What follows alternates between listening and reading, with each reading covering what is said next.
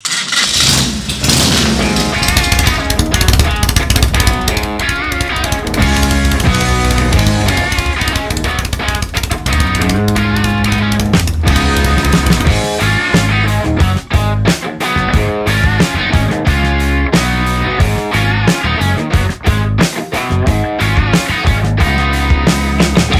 this is Paul Herman. Welcome to the Body and Soul Shop. Today I've got a very special friend here, Gary Mizar. Him and I built this bike together in 1997 we started. Gary also drew for Ed Roth for many years. I'm going to let Gary tell you a little bit more about himself.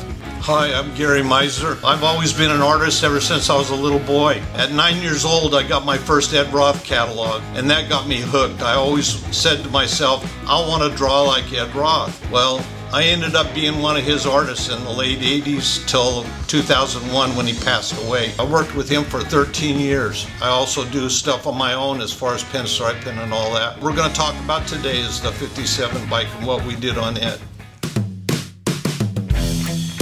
I like to give credit where credit is due.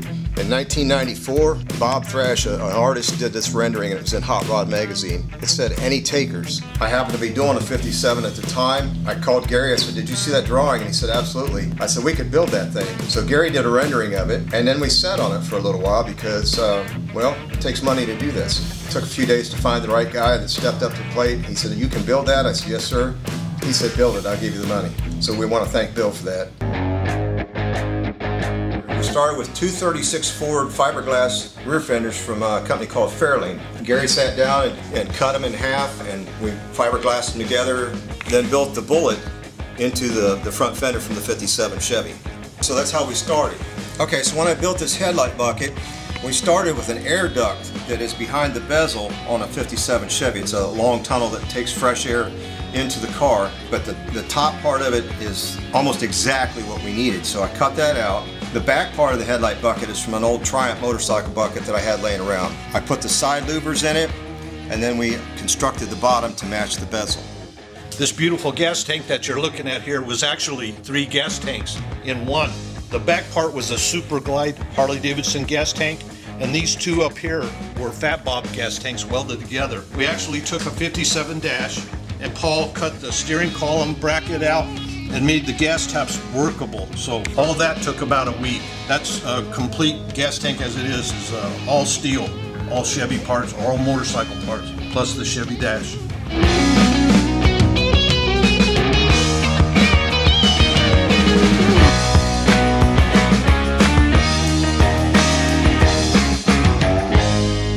Okay, so the rear quarter panel in this thing is an interesting story. A guy I knew was restoring a 57 four-door for Sammy Kershaw, the country music singer. I stopped at his shop one day. I said, "Do you have any extra 57 parts laying around?" He said, "Well, I got a couple old quarter panels over there as a four-door." So I wound up buying them, I think, for 25 bucks or whatever. He'd cut them off, knowing that I was going to have to alter them heavily to make them work. So actually, this section right in here, this lip, was actually originally the wheel well on the 57 four-door.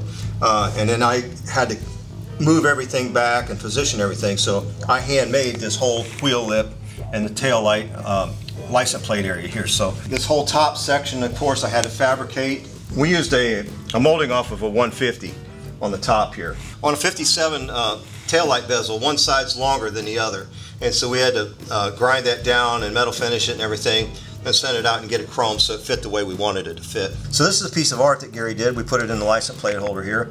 All this is hand-formed steel and welded all together and finished off. Okay, so when it comes to the exhaust system, I could not find anything that would work the way I wanted it to work. I called a couple companies to see about having something custom made, and they said, "Well, if you want to order 100 of them, we'll make them, but otherwise no." So to the drawing board I go, and I bought a couple different sets of pipes that I had purchased and cut up, and so this is all cut and spliced and welded together and metal finished. This part down here and behind it's 2 bolts that hold this side to the frame, and there's 2 bolts up underneath it on the other side that hold it to the frame. But to get this form, I actually used a piece of exhaust tubing that had a baloney cut on the end of it, and split that and welded it in here. So that's what gives that Frenched in cove right there. Now we're going to talk about the side panel and what it took to do that. I airbrushed this all in. We built this bike in a 20 by 20 shop at Frank's shop, and I asked if he had any paint because I didn't have a whole lot of money back then, and paint is pretty expensive to begin with, and obviously everything's paint, so I had to airbrush this to make it look like a side panel of 57 Chevy. And then the ultimate classic is hand lettered. I hand lettered that with a brush, but I went back in Frank's shop and he said it's all the paint's on the shelf. And when I got in there, every color I needed to do this airbrush work was on that shelf.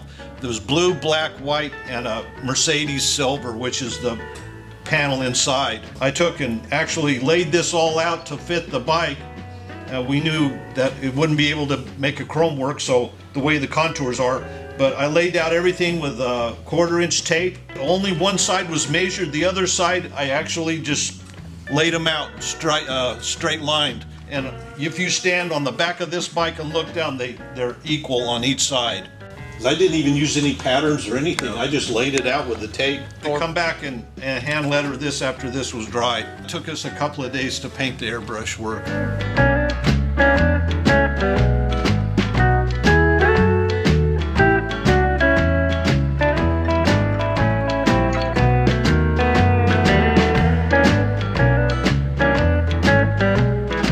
This is an actual design that we came up with because the tank needed something. It was just too much turquoise.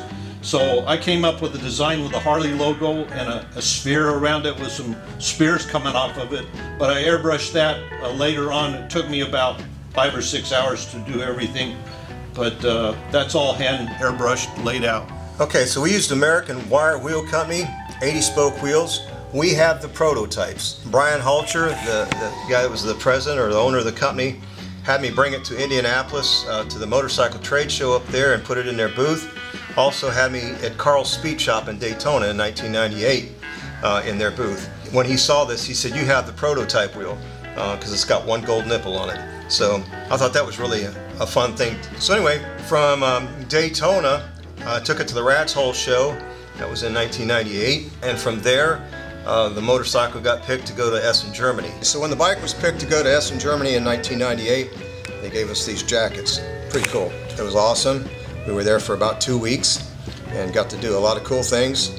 This bike was featured on a turntable with 2 other bikes. One was from France and one was from California. It was an Easy Rider Germany and about 13 other publications worldwide. Okay, so now we're going to talk a little bit about the foundation of this bike. To start off with, Gary and I knew we wanted to do like a gooseneck on the neck of the bike and the frame. We had a company in Cocoa Beach, Florida called Sundance build the frame for us. They were the only ones that would step up to the plate and do the gooseneck that we wanted.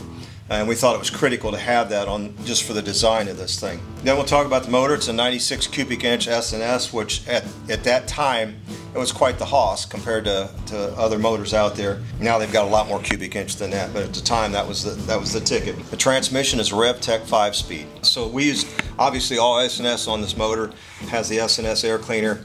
We put a reproduction on the other side that doesn't say S&S because we needed it not to have anything. We've got the coils and the ignition switch and headlight dimmer switch in the bezel on the other side. So it looks consecutive from one side to the other. So the whole brake system on this bike is from J-Brake. The forward controls, pedals, everything, calipers, it's all J-Brake. And I really like them. That was a really nice setup for this bike. Okay, for the seat I just made up the base plate, formed it the way I wanted it, formed it out of aluminum, and then just took it to a local upholstery guy and had him do the seat for us. The bike has a whopping 31 miles on it since 1997. Actually, a lot of that was going in and out of the trailer and to and from show places and stuff like that. At Essen, Germany, it got moved around some. Anyway, it's got a bunch of miles on it, guys. Okay, I thought it'd be fun to put a car ignition switch in it so it starts just like a car.